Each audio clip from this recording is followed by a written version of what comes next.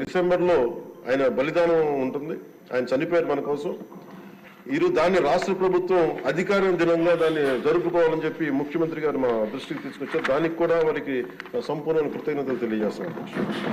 ఈ రాష్ట్రం ఎవరి బలిదానం మీద అయితే ఆధారపడి ఉందో, ఎవరి బలిదానం మీద ఈ రాష్ట్రం వచ్చిందో, అనేక లింగ్విస్టిక్ స్టేట్స్ ఎవరు బలిదానం మీద ఆధారపడి వచ్చిందో ఆ వ్యక్తిని రాష్ట్రం నిజంగా గుర్తించుకోలేదు. మొట్టమొదటిసారిగా దాన్ని గౌరవ ముఖ్యమంత్రి గారు దాన్ని ముందుకు తీసుకొచ్చి గుర్తించే పరిస్థితిని తీసుకురావడం మనస్ఫూర్తిగా వారికి నా అభినందనలు తెలియజేస్తున్నాను అధ్యక్ష. అలాగే కన్యకా పరమేశ్వరి ఈ ఆవిడ బలిదినాన్ని కూడా అధికార దినోత్సవంగా జరుపుకోవటం నిజంగా వారికి మనస్ఫూర్తిగా నా ధన్యవాదాలు తెలియజేస్తాను. గత కాలంలో ఫస్ట్కి సార్ నేను ఒక ప్రభుత్వ ఉద్యోగం కొడుకున్న అధ్యక్ష.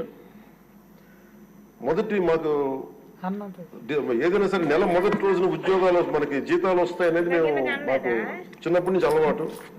అలాంటిది గత ప్రభుత్వ కాలంలో ఏనాడు 1వ తారీఖున జీతాలు పడలేదు, 1వ తారీఖున ఏవి పడలేదు. అలాంటిది 1వ తారీఖున ప్రభుత్వ ఉద్యోగులందరికీ టెన్షన్ గా ఆ జీతాలు పడ్డ మనస్ఫూర్తిగా ముఖ్యమంత్రి గారికి అభినందనలు తెలియజేస్తాను.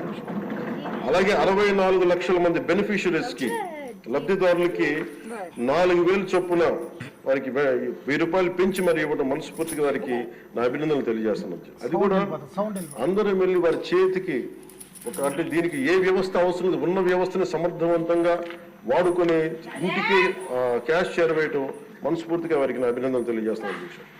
అలాగే పంచాయత్ డిపార్ట్మెంట్ సంబంధించి 1452